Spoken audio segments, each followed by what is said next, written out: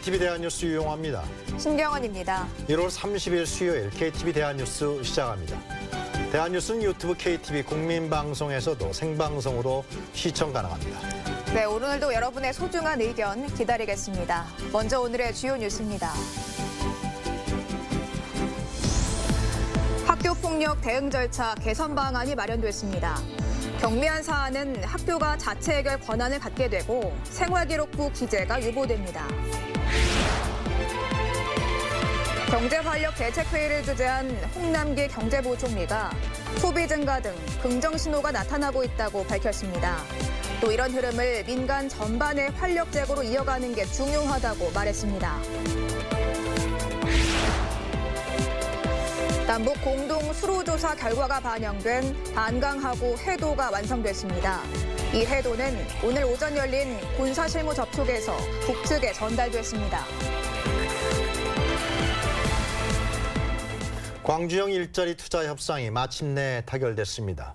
광주시는 오늘 노사민정협의회를 열고 단 현대차와 그동안 진행한 협상 내용을 공개하고 이를 심의 의결했습니다.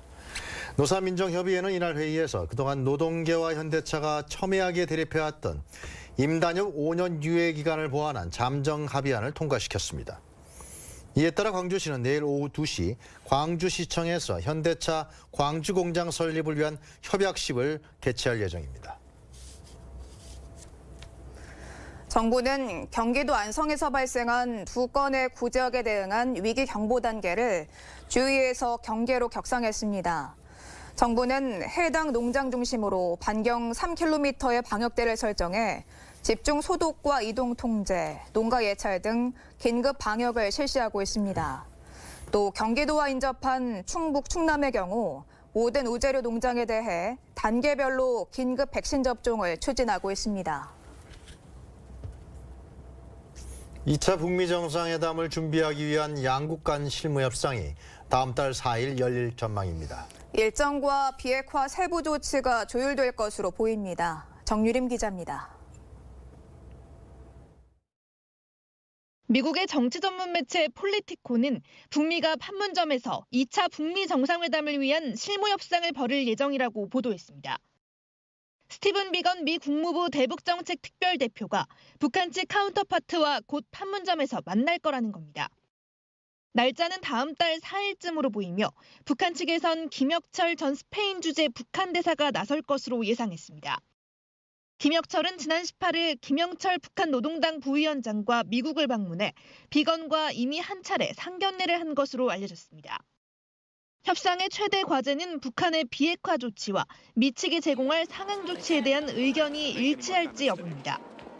북한은 지난해 풍계리 핵실험장 폐기와 영변 핵시설 검증 등의 조치를 내놨지만 미국의 호응을 끌어내지는 못했습니다.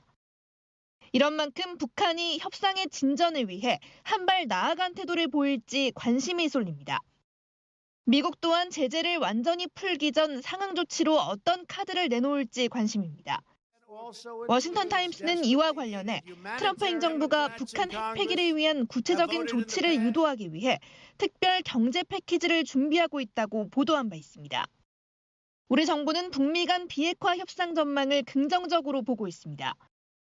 국정원은 다음 달 북미 정상회담을 앞두고 양측이 공동선언문의 문안 조정에 들어갈 것으로 전망했습니다.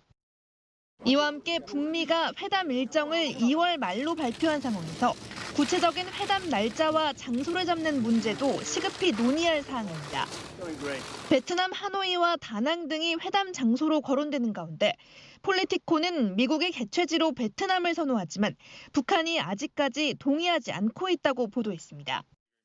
비건 대표는 실무 협상에 앞서 현지 시간으로 31일 스탠포드대의 연구센터를 찾아 북한 문제 전문가들과 대화를 나눌 계획입니다. KTV 정주입니다. 남북이 내일 남북 공동연락사무소에서 도로 협력 관련 실무 접촉한다고 통일부가 밝혔습니다. 백승근 국토교통부 국장 등 우리 측 3명, 김기철 국토환경보호성 부처장 등 북측의 3명이 참석해 도로기술 자료를 서로 교환할 예정입니다. 지난해 민간 위탁모에게 맡겨졌던 15개월 아기가 뇌 손상을 입은 채 병원에 실려왔다 사망한 사건이 있었는데요. 이 민간 위탁모가 아이를 상습 학대한 것으로 드러나면서 공분을 샀습니다.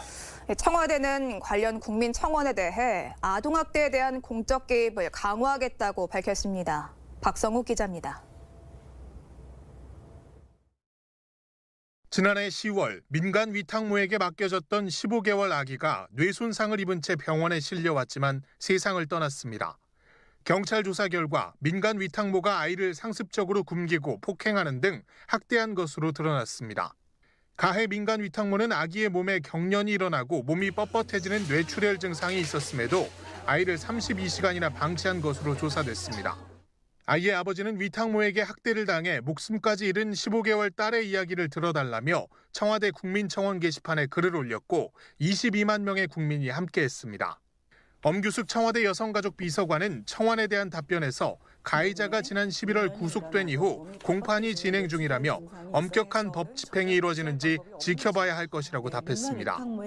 엄 비서관은 올해 7월 출범하는 아동권리보장원 등을 통해 아동학대에 대한 공적 개입을 강화하겠다고 강조했습니다. 지역 아동 보호 전문 기관을 지속적으로 확대하고 지자체 직영 또는 공공기관 위탁 등의 방법으로 공공성과 책임성을 강화해 나갈 예정입니다. 또 학대 아동에 대한 사후 관리 계획은 반드시 경찰이나 법조인, 지자체 등이 참여한 전문위원회의 심의를 통해 수립하도록 할 것이라고 덧붙였습니다. 이 밖에 가사 서비스 제공기관을 정부가 직접 인증해 표준화된 육아 서비스가 제공되도록 노력할 것이라고 설명했습니다. KTV 박성욱입니다. 교육부 조사 결과 학교 폭력의 주요 원인은 단순한 장난이었습니다. 하지만 가벼운 사안이라도 학생부에 기록돼 법정 부재까지 이어지는 사례가 많았는데요. 이런 문제를 해결하기 위해 학교 폭력 처리 절차가 달라집니다. 홍진우 기자입니다. 인천 중학생 추락사 사건과 관악산 집단폭행 사건 등 끊이질 않는 학교폭력 문제. 지난해 교육부가 처음 실시한 2차 학교폭력 실태 표본 조사 결과 학교폭력 발생 원인은 단순한 장난으로가 1위, 특별한 이유 없이가 2위로 나타났습니다. 이와 함께 학생들에게 학교폭력에 대한 효과적인 대처와 예방 방법을 물었더니 선생님에게 알린다와 예방과 대처 방법 교육이 가장 도움이 된다고 답했습니다. 그러나 현행 학교폭력 대응 절차는 학교와 교사 부담은 물론 가해자와 피해자의 소송을 부추기는 등 부정적 영향이 크다는 지적이 많았습니다. 이에 교육부가 정책 숙려제를 통해 국민 의견을 모아 학교폭력 대응 절차 개선 방안을 마련했습니다. 먼저 각 학교에 설치된 학교폭력 대책 자치위원회를 교육지원청으로 이관하고 학부모 위원 비중을 줄이는 대신 외부 전문가 참여를 높입니다. 자치위관 등 법률 개정 사항에 대해서는 학교폭력 예방법이 올해 안에 개정될 수 있도록 국회 입법 논의를 적극 지원하겠습니다. 교육적 해결 지원도 강화합니다. 교육적 방법으로 가해자와 피해자 간 관계 회복이 가능한 경우 자치위 개최 대신 학교 자체 해결이 가능하도록 법률 개정을 추진합니다. 또 법적 분쟁 완화를 위해 9가지 가해 학생 조치 가운데 교내 선도형 조치인 1, 2, 3호에 대해서는 생활기록부 기재를 유보하고 재발 시 조치를 가중 적용하기로 했습니다. 피해 학생 입장에서 은폐 축소 우려가 생길 수 있는 부분에 대해선 신체 정신피해 2주 미만, 지속적 폭력 여부 등 단계별 안전장치를 마련했습니다.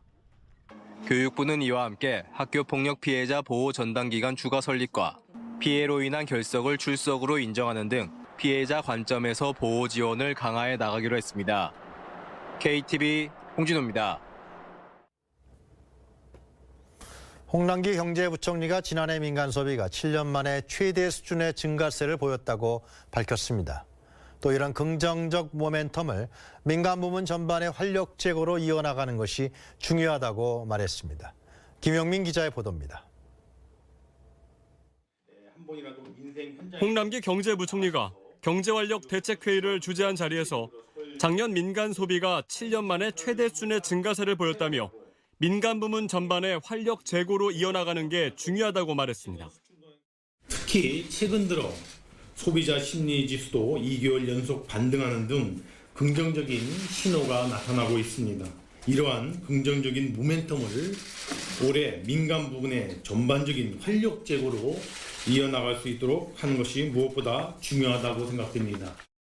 다만 수출의 경우 세계 경제 성장세 둔화와 미중 통상 마찰 등으로 올해 1월도 2개월 연속 전년 수준에 미치지 못할 것으로 전망된다며 대책 마련이 시급하다고 강조했습니다. 이를 위해 수출 활력 재고 방안을 다음 달에 발표하고 해외 플랜트와 콘텐츠, 농수산식품 등을 순차적으로 발표하겠다고 말했습니다. 이날 회의에서는 ICT 산업 고도화와 확산 전략이 발표됐습니다. 정부는 ICT 산업의 지속적인 성장을 위해 지난해보다 20% 늘어난 2조 원의 예산을 투입하고 1조 2천억 원의 펀드를 조성해 투자하기로 했습니다. 구체적으로 살펴보면 반도체 중심의 산업 생태계 혁신을 위해 ICT 중소벤처기업에 대한 지원을 강화하고 이노베이션 아카데미 같은 사업에 작년보다 40% 늘어난 2,357억 원을 지원해 소프트웨어 인력 양성 투자를 확대합니다. 이와 함께 빅데이터와 5G 이동통신 등을 활용한 제조 혁신을 지원하고 1조 5천억 원 규모의 지능형 반도체 기술 개발 사업, 9천억 원 규모의 6G 이동통신 기술 개발 사업을 위한 예비 타당성 조사를 추진할 방침입니다. KTV 김유민입니다. 이낙연 국무총리가 경기도 화성에 있는 현대 기아자동차 연구소를 찾아 미래차 육성에 대한 정부 지원 의지